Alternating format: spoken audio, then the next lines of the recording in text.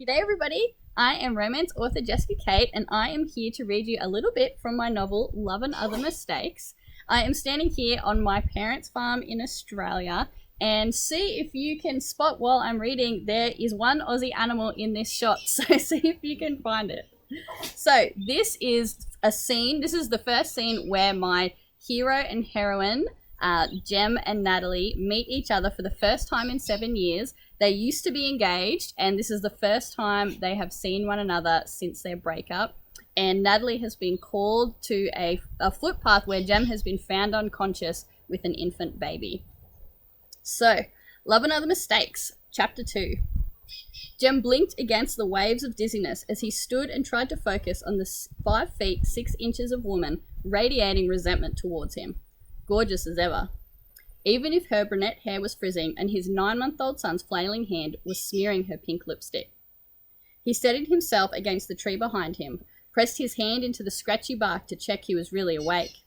Natalie was standing in front of him, for the first time in 7 years, and she'd found him passed out and drooling on the sidewalk.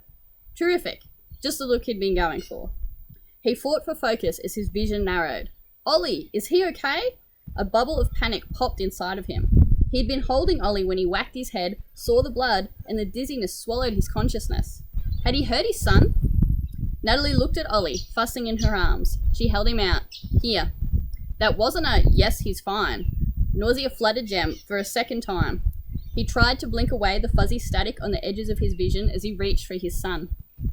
Just before their hands met, she jerked Ollie back. You're not going to drop him, are you? You're white as a ghost. He's fine, by the way. Jem blew out a relieved breath. When a new parent asked if their kid was okay, the only 2 responses should be yes or we've already called the chopper. He slid down the trunk till his backside hit the ground. Just let me sit for a minute, get the blood back in my head, and restart my heart. He rested his throbbing forehead on his knees and willed the rushing in his head to go away. Ollie was okay, so now he needed to deal with problem number 2. Salvaging his first conversation with Natalie in 7 years, 2 months, and if memory served correctly, about 3 weeks. In the thousands of times he'd pictured this moment, he'd envisaged the full spectrum of scenarios, from the sting of her slap to the sweet taste of her kiss.